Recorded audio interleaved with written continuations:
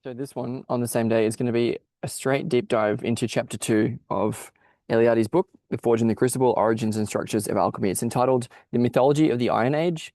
And I'm going to request that people go back to the first 10 minutes of the last one, which was metals and the gods of nature, I think, because I give 10 minutes on the context for this. But today, the strangeness is going to come directly from Eliade's material.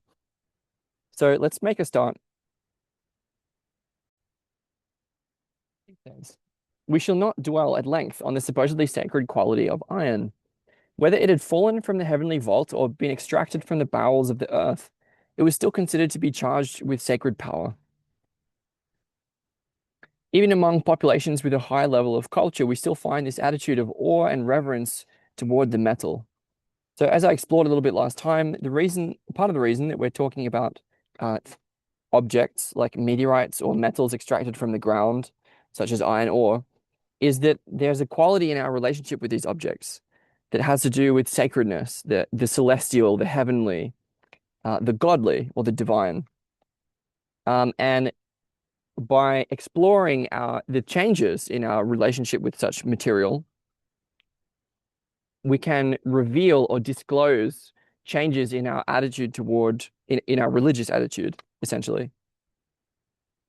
So he's saying that these metals, such as meteorites that are literally like fallen from the sky, or metals extracted from the ground that were very hard to obtain, that we have this quality of awe and reverence that becomes associated with these metals, such that they become involved actually in our religious practices.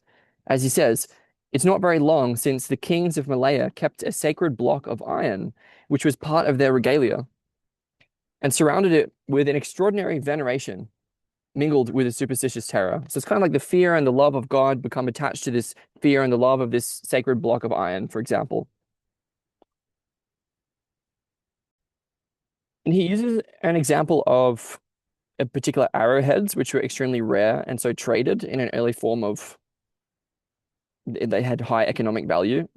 He's taking an example from India. The point he's trying to make here, just in this next paragraph, which I'm sort of condensing, is that these objects, like these rare objects made of metal, it's not about worshiping them for their own sake, but they represent something. So this sacred respect that people tend to have in many different times and places for objects like rare arrowheads is because they're strange objects. They represent the unfamiliar, that which comes from elsewhere. So they end up being a sign or a token, a symbol of the beyond, what Eliade calls a near image of the transcendental.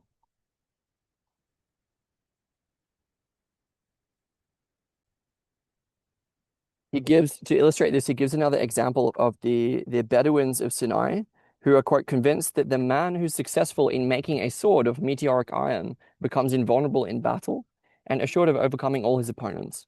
And so I connected this last time with archetypes of like Thor. Is he strong enough to pick up his hammer? If so, he becomes ruler of Asgard. Or King Arthur, if he can extract the sword from the stone or find it at the bottom of the lake, depending on the different myth, then he's worthy of being the king. It's this kind of a myth. So what we're talking about here is like a privileged association of the hero with heaven or with the godly that grants that hero or that person the right to rule. But I'll keep going there, not wanting to get hung up on that. We're sort of talking about these certain qualities that become connected with metals that have fallen from the sky or metals that are extracted from the depths of the earth. Those kind of metals, they're foreign to the earth. Hence, they're transcendent. They come from up above or from down below. He says, to the contemporary Arab, iron is in the nature of a marvel. It can perform miracles.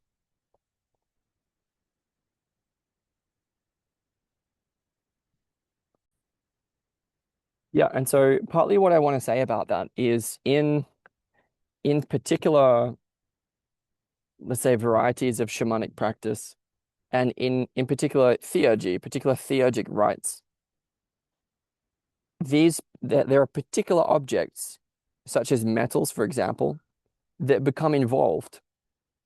And they become involved in such a way, like, can we see that I'm talking about the attaching of these certain qualities like sacredness, transcendence, otherness, miraculous quality.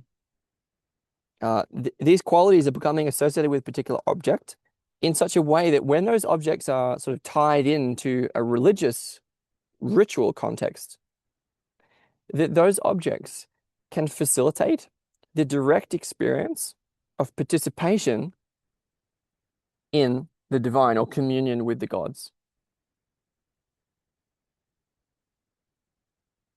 which is what I would understand theurgy essentially to be. So Eliade talks about this association of the sacred and the heavenly with meteoric iron as a kind of image of the transcendental, as he calls. So he talks about these myths that preserve the memory of a legendary era in which there were men or people endowed with extraordinary powers, almost demigods. And so just on that notion, again, the idea is that there's a myth, right, that there was a golden age that's long gone, and that we're sort of fallen from that time, and we've become more mortal and less powerful. And the tradition of theurgy is that we can, through ritual, and I would say through shamanic practice as well, but maybe I'll just leave the shamanism aside. Through ritual practice, we can actually embody the qualities of the gods in such a way that we can, again, directly participate. And I'll just have to leave it at that for now. As Eliade says, there's a hiatus between these mythical times and historical times. And every hiatus of this sort indicates in a sphere of traditional spirituality a transcendence which disappeared with the fall. So my way of saying that would be that for example, drawing from my series on human origins, which is a 2017 social anthropology text, it talks about how in, let's say, traditional cultures across the world, there are ritual contexts in which the community access states of self-transcendence. For example, in Indigenous Australia, it's called the dreaming. Or we could talk about this in terms of the myth of the eternal return. I'm talking about rituals that enact cultural renewal. And the point about this is that we forgot that. We forgot the particular religious practices associated with that kind of experience, which matters. And so sort of embedded in the mythology that Eliade is talking about is the symptom of this fall. So he's talking about that there was this eternal time, the time of the gods, but we've fallen into time. We've fallen into time. We've fallen into the linear thinking that is characteristic of the modern West.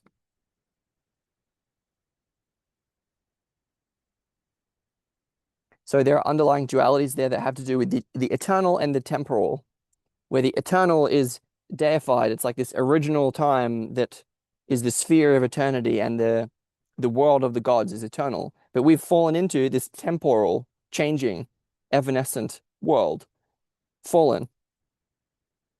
We can see there's a kind of two worlds mythology which is embedded in there, because in that mythology, the presumption, or that one of the underlying it is a kind of presumption, is that time is gone, that we can't access that eternal. It was then, but now we're stuck in temporality. And I'm saying that's a self-fulfilling prophecy. Yeah, so there's this also underlying distinction between higher and lower. It's a kind of two worlds mythology where we are in this fallen world, and the world that used to be is this eternal golden age, the Garden of Eden, that is long gone and that we can't get back to. But we can, I guess, would be the point. And just quickly, as I move on from this section, the relevance of alchemy here, I was just talking about theurgy being divine activity communally shared by means of ritual worship of particular gods involving, paraphernalia associated with that god that we regard including objects, songs, dress, food, and so on. I won't talk more about theurgy right now, but the relevance of alchemy here is that alchemy involves a process of collaborating in the work of nature and assisting it to give birth more rapidly. So there's a kind of a process that there's a recognition that nature is giving birth to something, which I would talk about in terms of uh, the emergence of self-recognition of consciousness. So consciousness is sort of I don't know what to say about it exactly. There's a process of waking up which is going on, and nature's sort of doing that. There's an idea that sort of we are the consciousness organ of all of this, regarded as nature. So we are waking up to ourselves as nature, and the work of alchemy is to collaborate in that work. How is that relevant to what I was just saying? Well, it's relevant because I was saying that we got stuck in time. We got stuck in the temporal. We regarded that the eternal was long ago, that we can't access. So I said that we've fallen into time. Well, importantly, in alchemy, there's a recognition that time has done its work on nature. So there's a process which is taking a very long time to occur within nature. And that this is taken from page 8 of the text in the foreword, we gradually take the place of time. So the work of man, the work of our techne, can realize the work of nature on human timescales. Another way to say that would be that time was actually deified as figures like Chronos. So what I'm saying is that when we fell into time, when we fell into this, hey, there's a past, present, and future linearity that we're now stuck within, we actually fell into a kind of idolatry. And I'm not necessarily saying it's to Chronos, but it's whichever god is personified as the god of time. And alchemy is it's a process, right? It's a process involving initiation rituals and then appropriate kind of intervention within matter after the self-recognition of sacredness and aliveness in matter in a way that pursues the transformation of matter. It's a way that kind of gets us out of that idolatry. So it's a way of orienting our intervention within nature in a way which is godly.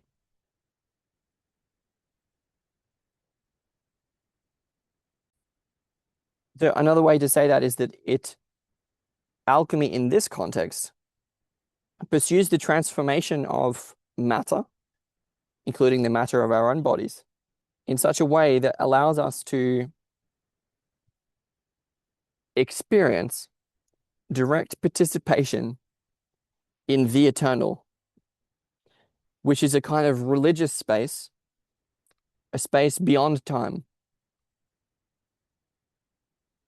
And that space is in a way, it's like the playground of the gods. It's the beings which exist in the eternal are archetypal or heavenly. And we become that in this way of practice.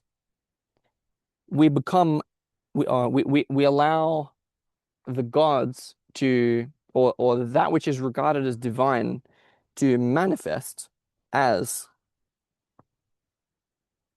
or in and through our being.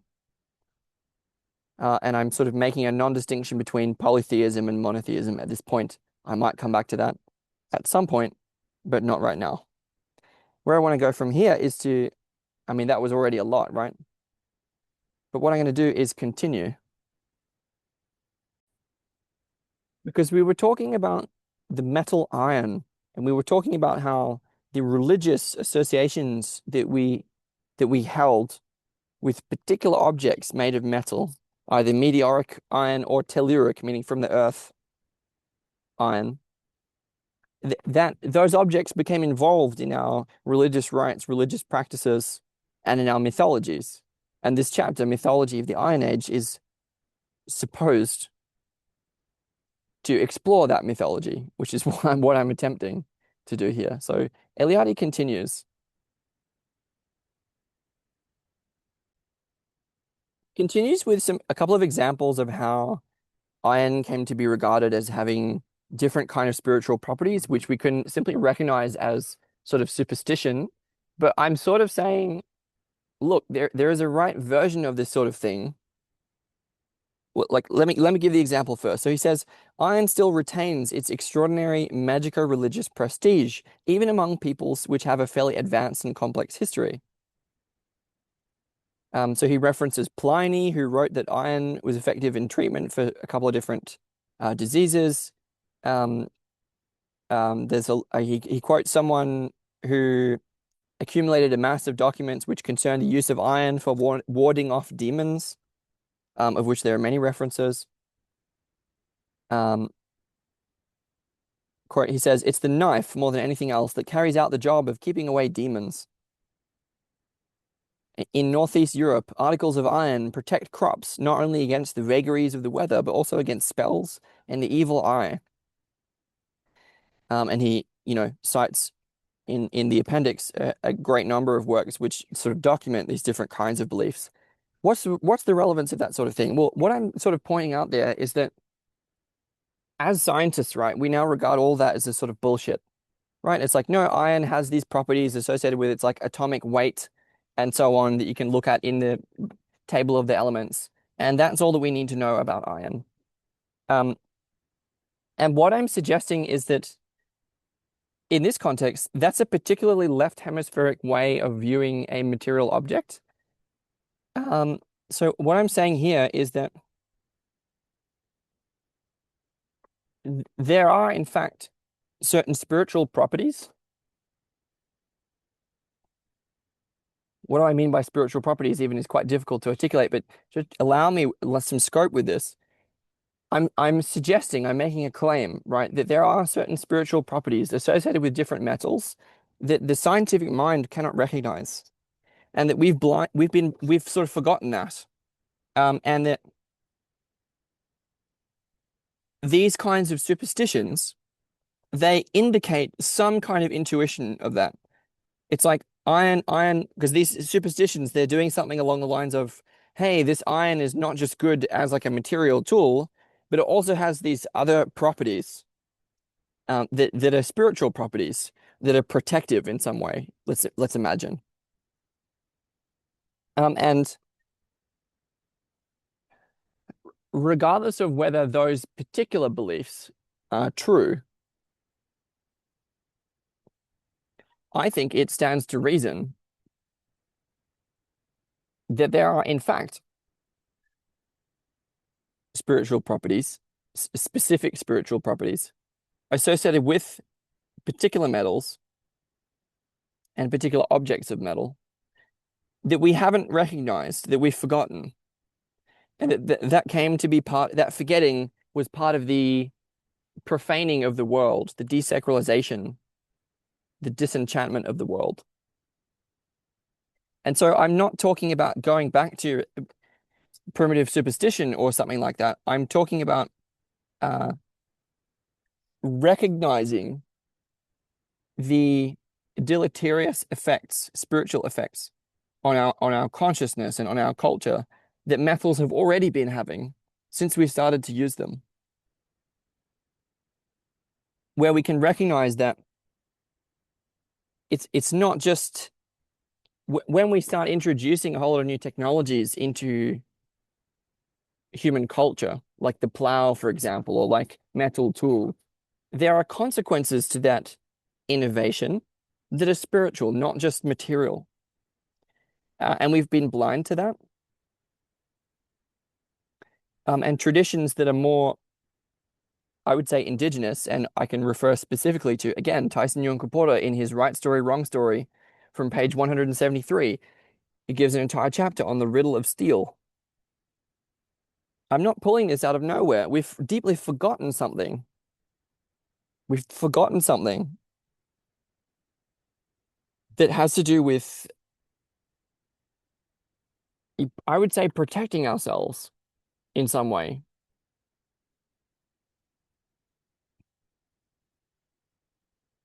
In theurgy, this has to do with, I think it has to do with appropriately honoring or recognizing gods within matter, and that when that's done properly, we can sort of transcend that sphere.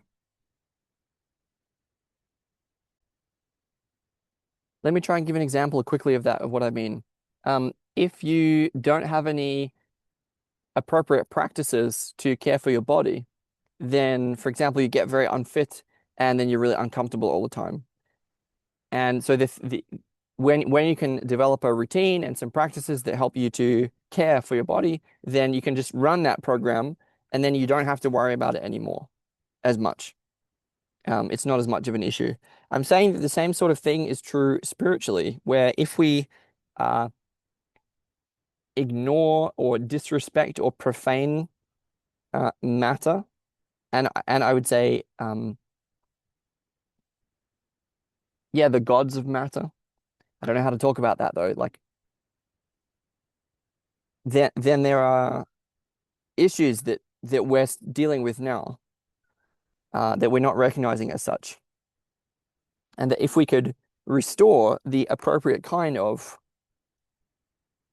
attitude toward matter, and I would say, and the spirits which govern it, then we not only restore some of the roots of human culture that we've lost, and I would say a reliable source of meaning, connection, belonging, but also it's part of the protocol for a self-sustaining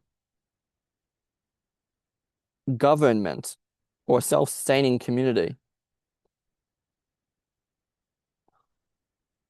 So I'll have to leave that there and move on because you can see how much I can draw out of these little sentences. So I'll keep going. We were talking about more recent sort of superstitions that come out of our relationship with iron. So the idea is that there is a sort of proper and appropriate version of that which we could seek to restore, but that the mythologies of this sort of stuff reveal also where we went wrong and sort of turn to self-deception and shitty thinking, in a word.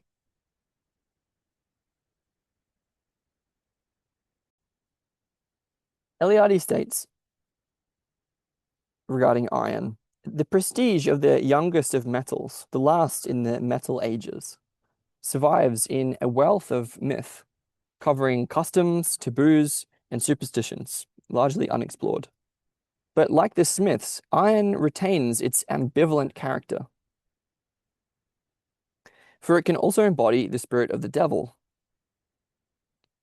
The idea vaguely persists that iron has been doubly victorious. Victorious through civilization, through agriculture, and victorious through war. The military triumph will sometimes be the counterpart of a demonic or demoniac triumph. To a people called the Wachaga, iron contains in itself a magic force, which is the enemy of life and of peace. Okay, well, this allows me to get specific. So again, I'm referring as reference to an independent voice, Tyson Yunkaporta. Go read his Right Story, Wrong Story from page 173 on the chapter which is called The Riddle of Steel, and he says in a different way what I'm trying to say. So the idea is, again, even just if we refer to the ancient Greeks, there is a world of the gods, right? And we think that's bullshit now, but that's because we're scientists. We're sort of discovering, hey, maybe this scientific attitude sort of strips the world of everything sacred, and maybe those Greeks were kind of onto something that I'm trying to explore in a way which is rational, and it's difficult, but give me some scope with it. So the Greeks had this world of the gods, the Olympian gods, right? And there were associations between like particular planets, particular gods, and particular metals in the earth. Um, and if I'm right, like, for example, Zeus was associated with Jupiter, and his metal was tin, if I remember correctly. And, there's a whole list of them. And iron is obviously associated with Mars, as in Aries. Um,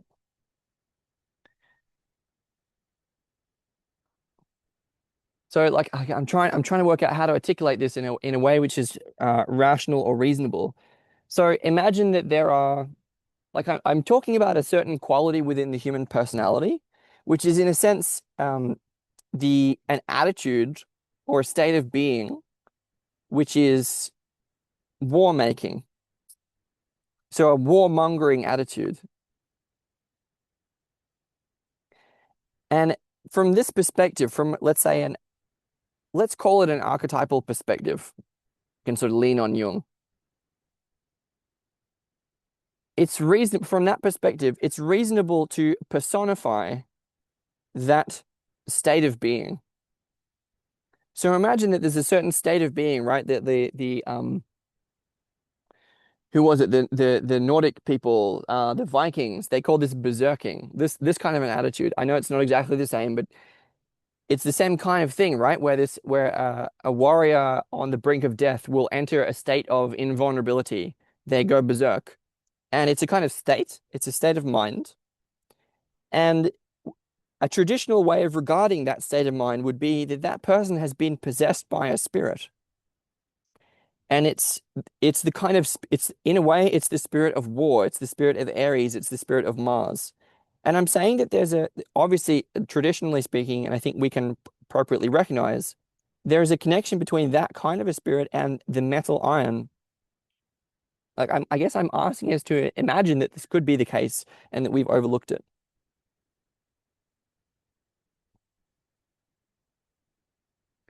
Imagine what part of the human community has to do as its sort of sacred responsibility of incarnating in these bodies and lives. Part of what we're here to do in terms of human purpose is to like regulate ourselves by integrating these very powerful forces of, we could say, the collective unconscious. We could say these archetypal forces that have been messing with us. And one of these forces, which has been messing with us, is the archetype of war, the warmongering attitude, a warlike attitude. And I'm saying that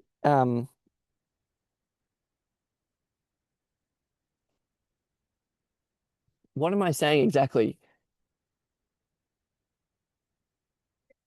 I think I'm saying that there are these.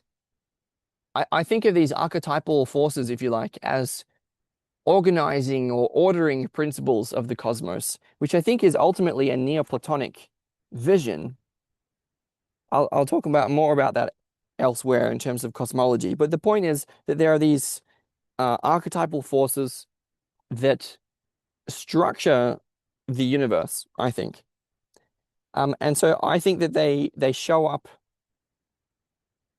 in different places. They show up in the qualities that we associate with different metals. They show up in the qualities that we associate with different planets.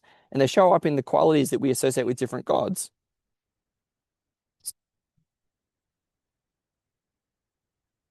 And so all of those lists, gods, metals, and planets, are separately sort of infused with different archetypal qualities that I think of as more than simply our projection. But I'll leave aside that argument as well. It's in the video Jung on astrology if anyone wants to go more into why it's not projection. So then I have to try and continue. And the idea that we were exploring here is imagine if all of that is the case and that there are these, there's a certain, yeah, it is a kind of spiritual property or it's an archetypal constellation of some kind that goes with the metal iron. And like obviously, I already had the first hypothesis that that's more than a projection. That is in fact actually true in some way. Well, if that were the case, and if we had overlooked that in some way, then then when we started to use all of this iron, um, those that we started to use it in a way which was unrestrained and unregulated, indiscriminate use of iron. This is why it's called the Iron Age, right? We started to use all of these metal tools, particularly iron tools. The idea is that that sort of corresponds to the unrestrained, unregulated, unintegrated expression of a certain archetypal quality or archetypal force within the human spirit, namely the archetype of Aries, Mars, associated with the metal iron. And this is part of the reason that iron has this ambivalent character, as Eliade said, is that even though these metal tools are so profoundly useful and powerful in terms of techne in the world, in terms of doing stuff, they also release or, yeah, they uncontain this a particular quality. I'm hesitating to say energy. It's not exactly that. It's more like the indiscriminate use of iron leads the user to certain ways of being, certain tendencies, certain habits in the world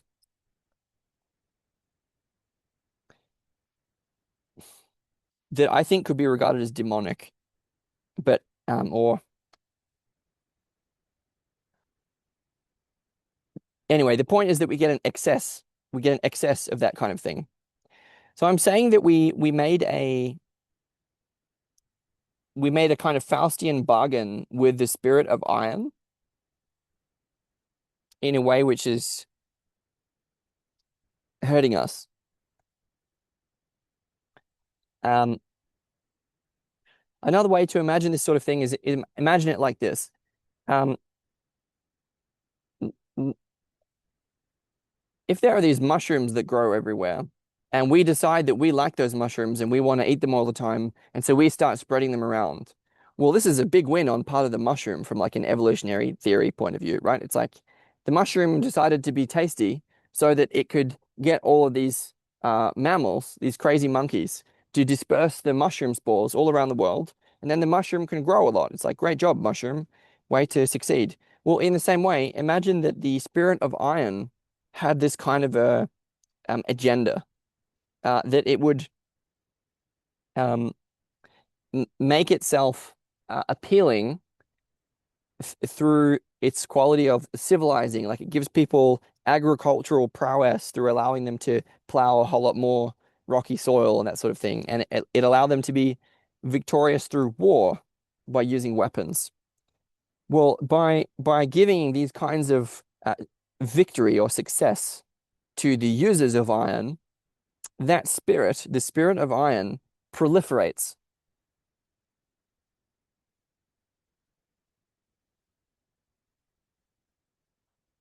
in a way which is profoundly dangerous. So I'm struggling my way through here, through Eliade here, and I'm going to continue with the next paragraph because it's so tough to bring this down.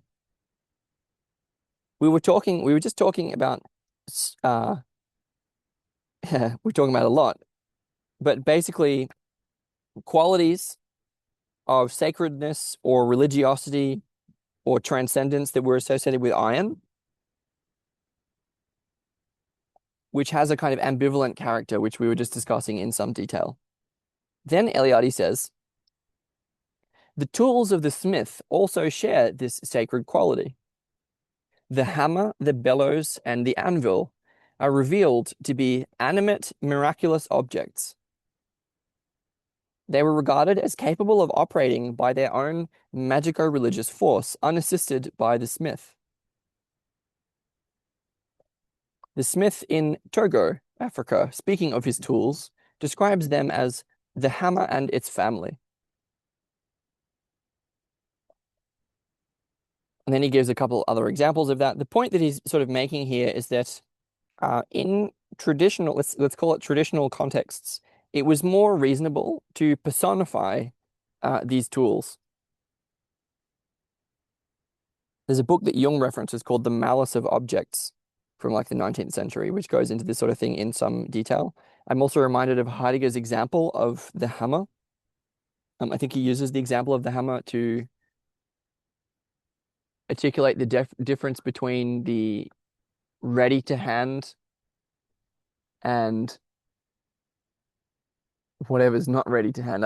It's too far into Heidegger for me to.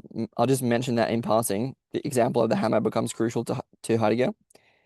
Um, yeah. So what's important here is that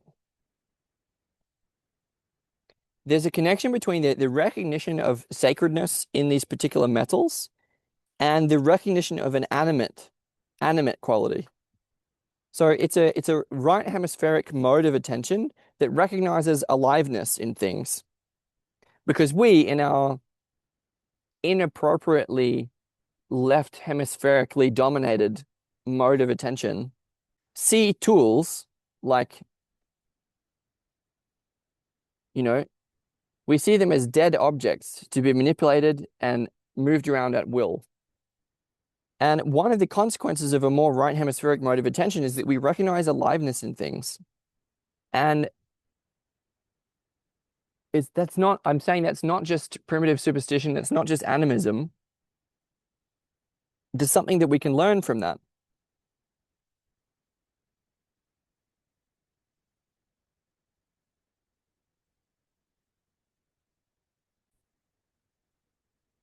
So with this kind of thing, I would probably connect it with this, in a sense, the science of homemaking, or the ecology of a household, within a household, and particularly within a workshop. So imagine the sort of I don't know, the metalworking shop, the place where the smith would work. Well, there are these sort of implicit relationships between all these different tools and the smith that are kind of like a lattice work or a field of relationships that conspire in a creative way, in a way which is smithing. And I'm saying that the recognition of the aliveness and independent agency of those tools is a kind of important part of the of spiritual success in tool making. And I'll read the paragraph to give the examples that he gave, and then I'll move on. As he said, the tools of the smith also share this sacred quality. The hammer, bellows, and anvil are revealed to be animate, miraculous objects. They were regarded as capable of operating by their own magico-religious force, unassisted by the smith. It's the kind of recognition that there is a kind of agency or aliveness within matter that is independent of our own agency, our own will. And that's a critically important recognition. The recognition of independent agency within matter. Again, the smith in Togo, speaking of his tools, describes them as the hammer and its family. In Angola, the hammer is venerated because it forges the instruments necessary to agriculture. It's treated like a prince and pampered like a child. The Ogowe, who are unacquainted with iron and hence do not work with it, venerate the bellows belonging to smiths in neighboring tribes. The Mosongere and the Basakate believe that the dignity of the master smith is concentrated in his bellows. As for the furnaces, their construction is wrapped in mystery and constitutes a genuine ritual.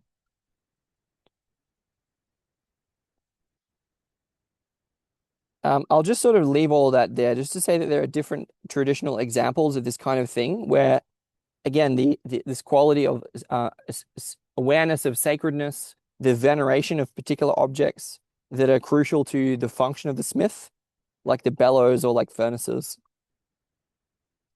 Elementally, it has to do with the relationship between air and fire, and with wind and the spirit. But I'll leave that there and let's continue. Eliade says, all these beliefs do not stop at the sacred power of the metals, but extend to the magic of the instruments.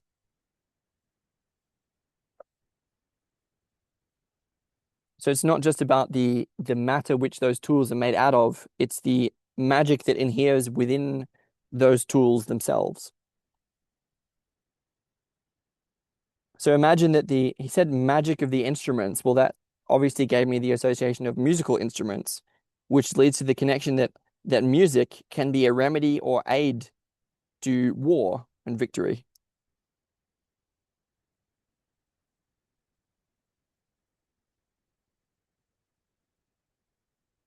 So there's a way that I feel that those tools, they can lead to war making when we don't appropriately honor the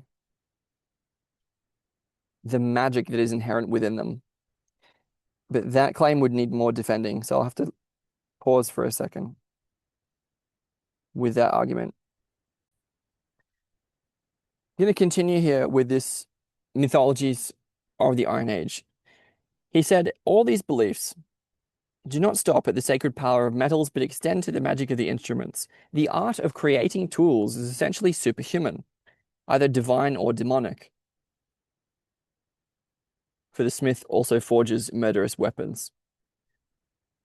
So this quality that we're talking about is in a way, it's imitating the divine through creating. So it's God the creator, right? Well, the smith is a kind of creator too. And there's something superhuman about that, this capacity to create with these the art of creating tools. But it's a process, as we see, it's a process of intervening in natural, because nature creates tools as well, in the sense of over millions of years, it grows a saber-toothed tiger fang, But we discovered how to make our own tools. When we did that, which is expressed in the mythology associated with smithing, for example, when we did that, it's a superhuman kind of process. It gives us kind of the power of the gods, and it's a process that can be either divine or demonic. It can go well or it can go not well. We're trying to explore the difference. The thing is, like in terms of game theory, the thing is that as soon as you invent new tools, they all become omni-use. They all get used for all kinds of purposes that are involved, that can be imagined, even purposes beyond the original intentions of the creator, for example.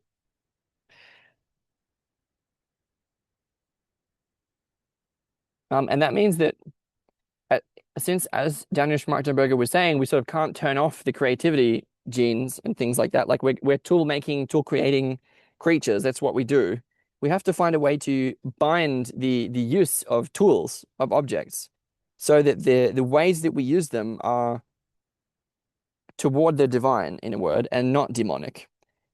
So we can't when we create things like I'm trying to think of examples here.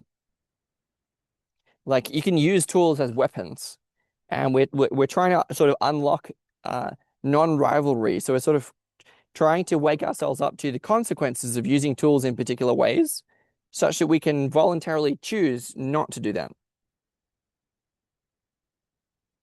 It's also not just about voluntary choice, it's about um, regulation and oversight also. But so what I'm saying is that there are particular um, archetypal forces that express themselves in our use in our and in our misuse of tools as weapons.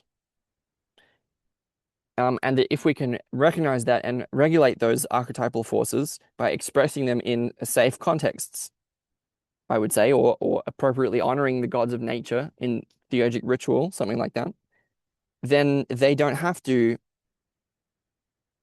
express themselves as in a misaligned way. Eliade continues. Remnants of ancient myths belonging to the Stone Age have probably been added to or woven into the mythology of metals. The stone tool and the hand axe were charged with a mysterious power. Again, so he's talking about the transition now between the Stone Age and the Iron Age, or the Age of Metals. I was just mentioning, sorry, I won't go into it too much. I'll just say that I think a lot of the problems that I'm trying to describe here, that have to do with unrestrained or uncontained spiritual forces that express themselves in our use of tools, I think a lot of this actually began in our use of stones, but I think it became much worse when we started to use metals because because as I was saying, I think there are certain spiritual forces or spiritual properties, spiritual qualities, I don't know how to talk about it, that are actually associated with those metals, that it's different when we're using stones. But I think it's already significant and already, I think that metacrisis dynamics are already present in our unregulated use of stone tools that the mythology of the Iron Age doesn't necessarily reveal. But as Eliade was saying, we had these myths that belonged to the Stone Age that became woven into myths associated with metals. As he says, the stone tool and the hand axe, which are stone tools, obviously, were charged with a mysterious power. They struck, inflicted injury, caused explosions, produced sparks, as did the thunderbolt. The ambivalent magic of stone weapons, both lethal and beneficent, like the thunderbolt itself, was transmitted and magnified in the new instruments forged of metal.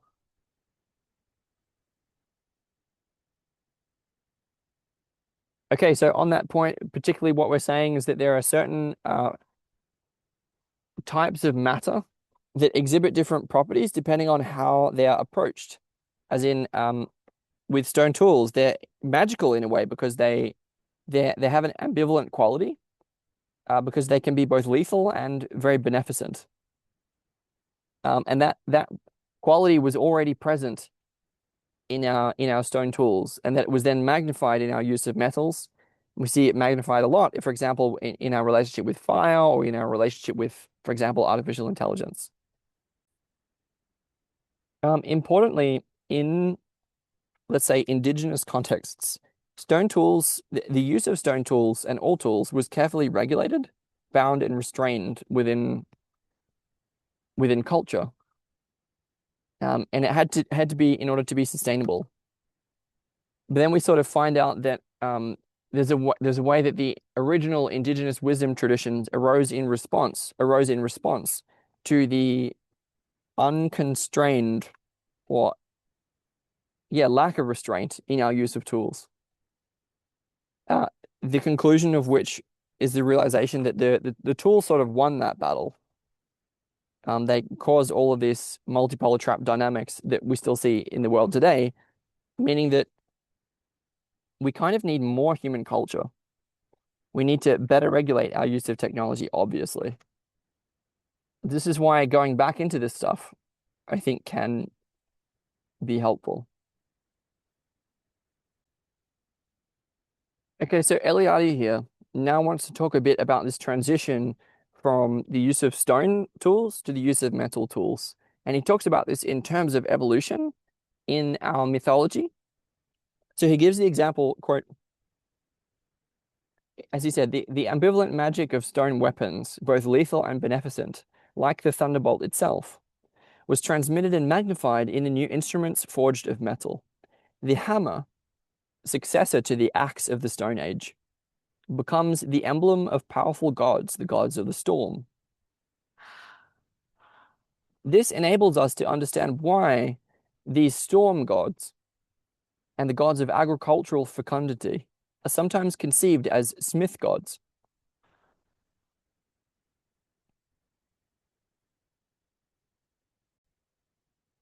I would just sort of connect this with the quality of transformation, or this ambivalent quality that, like, that lightning, for example, it sort of comes from heaven and creates fire in a way which can be deadly or it can be very beneficial.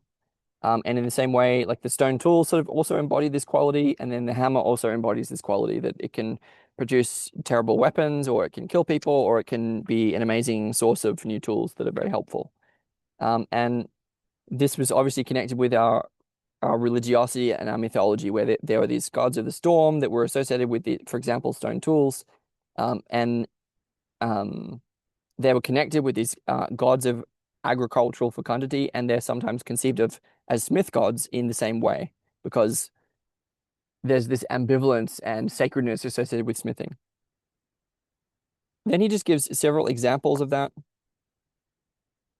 There's examples that show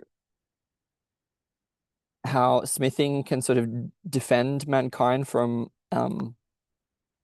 like it's this that smithing can be this expression of divinity in a way that defends mankind from demons or demonic forces, which strikes me as something that's possibly true, but it's also possibly the other way, that smithing, by as a consequence of its what it produces, can lead to the unrestrained expression of uh, demonic forces rather than the divine. This is again the same sort of point, is that we can do it well or we can do it poorly with that kind of work, spiritually speaking. And understanding it better, understanding this kind of thing better, could help us to find the difference. So I want to give one of the examples. So he says, in his capacity as smith, this god defends man and his crops. So imagine this. Imagine the situation where we're sort of early pastoral people, right? We're sort of growing crops, and well, what happens? Well, Mother Nature comes with its chaos, right? With its drought or with its floods or whatever, and or its hail, right? And lays the crops low. And part of the capacity of the smith is to defend mankind by creating these tools that help us to grow the food, right? Or help us agriculturally. We could see how this, in this vein, the smith could become to be regarded as a kind of sacred protector or defender of mankind, an expression of divinity in a way, against the demonic forces of chaos that are here to destroy man and his civilization. It's that kind of a story, right? Well, in a similar kind of way, he gives a different example of the Dogons, whoever they are. I'm sorry, I don't know. He says, it's the heavenly smith who fills the role of civilizing hero. He brings down grain from heaven and reveals agriculture to mankind. Yeah, so this kind of mythology is the smith as an agent of civilization. The consequence of having a smith in your culture is in a sense of civilizing, or what we would call civilizing, where we can then learn how to do agriculture better and we get a whole lot more food, essentially. And it's like, wow, amazing. The smith brought all of this uh, abundance to us. We can also recognize it to be somewhat hollow. I'm saying that the ambivalence inherent within smithing and the tools of the smith is not doesn't seem to be adequately expressed in the way that we regard smiths in our mythology as heroes. I'm going to continue though, because I'm trying to get through the chapter here. So he wants to look at this kind of the transition in our mythological and religious attitudes toward these different social roles. Quote, let us glance for the moment at this sequence of mythical images. The storm gods strike the earth with thunderstones. Their emblem is the double axe and the hammer. The storm is the signal for the heaven-earth hierogamy. Okay, just pausing for a second. First of all, hierogamy refers to sacred union. For example, between king and queen. So the point that he was making is, like, think of the god, the storm gods. Think of Zeus or Thor. They typically have hammers, axes, lightning bolts, and they strike the earth. This is a part of their association with smithing and with the storm. Quote, when striking their anvils, smiths imitate the primordial gesture of the strong god. They are, in effect, his accessories. So there's a way, again, imagine this archetypally speaking. Imagine that the smith, when they're doing their smithing, they're striking the hammer onto the anvil again and again and again. And when they're doing that, they're imitating one of the original gods, the storm god, who strikes the earth with his thunderbolt. Or Thor striking the earth with his hammer. I mean, he does that all the time.